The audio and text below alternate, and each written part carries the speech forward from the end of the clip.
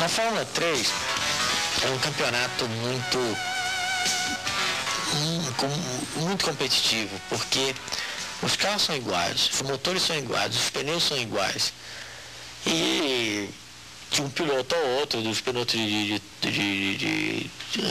dos bons pilotos, a diferença é mínima. Então é um campeonato que se bate roda do início ao fim das corridas. Então, para você ter uma superioridade muito grande, você tem que aprender muito do carro, você tem que descobrir coisas que os outros não descobrem. Por exemplo, no meio do campeonato, eu descobri que andava com a pressão de pneu nas pistas de alta, andava com a pressão de pneu muito mais alto, o carro era muito mais estável e andava muito mais na reta.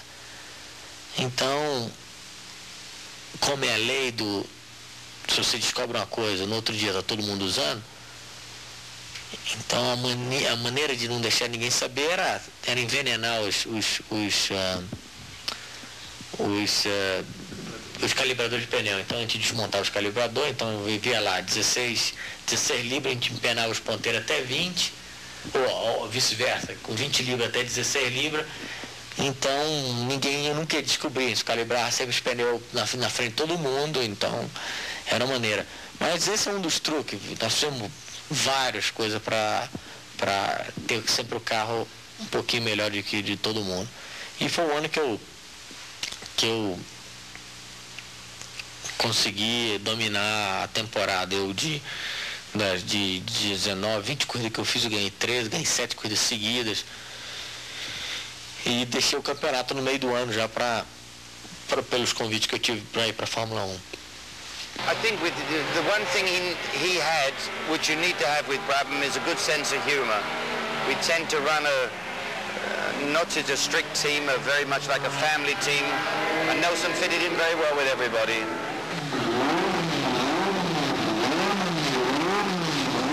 Fazendo a Fórmula 1, veio conversar comigo, esteve em casa, e das possibilidades que ele tinha na mão dele, a Brabham seria melhor.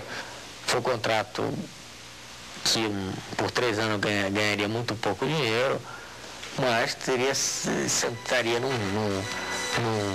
carro, numa equipe que teria a chance de ter algum futuro.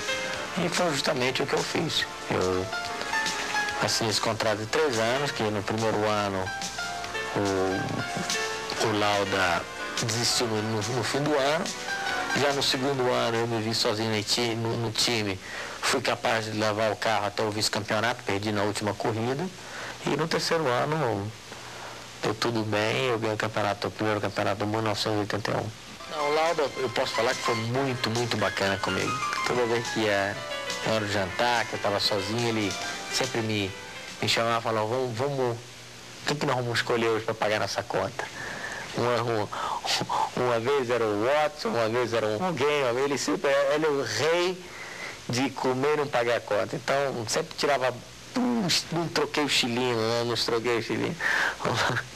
O lado era muito engraçado nessa época, tão duro para danar. He is, without doubt, one of the best racing drivers the world has ever seen. I feel some disappointment because I had my accident last year, just before the first race, and I was very much looking forward to working with him and establishing a relationship, and I've lost a whole year. But it was very important to me to work with him, to learn all about him. It was very disappointing, and I want to just emphasize I was disappointed because I knew how good he was. Amigo de piloto Fórmula 1, não. Eu tenho vários colegas, tenho uns mais juntos, outros mais perto, outros menos perto, mas amigo não dá tempo também de ter uma amizade, porque acabou as corridas, cada um vai fazer provas ou vai fazer testes, ou cada um mora num lugar diferente, então é muito difícil fazer uma amizade. I think every team with the drivers have a competitive relationship because we're in the business to win races, and to win races you have to beat your teammates, so it's very competitive, but also I think the drivers are quite friendly with one another.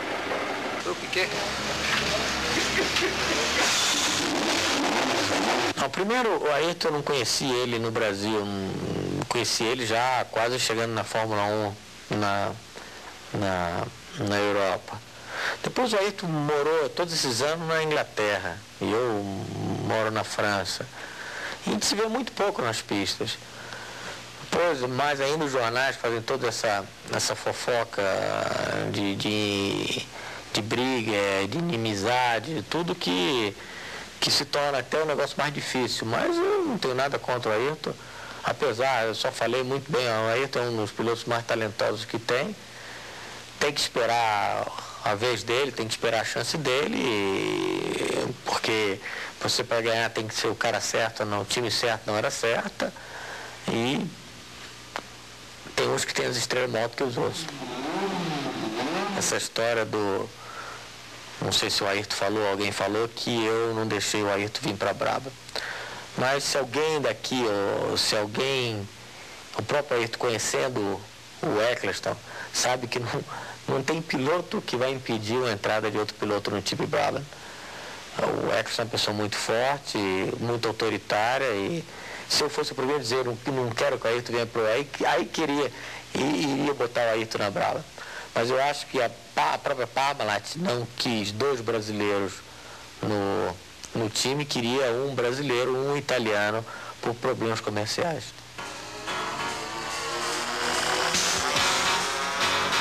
Depois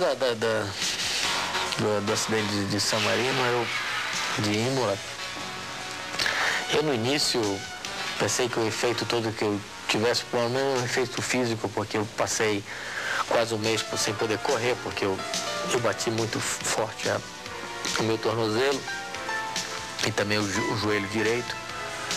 Então, eu pensava que era só essas consequências físicas que ia me atrapalhar, mas eu tive muita consequência mental, porque eu passei a dormir muito mal por vários meses. Eu sempre fui uma pessoa que dormi 10, 11, 12 horas sem nenhum problema. Passei a não dormir mais do que 3, 4 horas consecutivas. E são coisas que, aos poucos, eu fui notando essa diferença.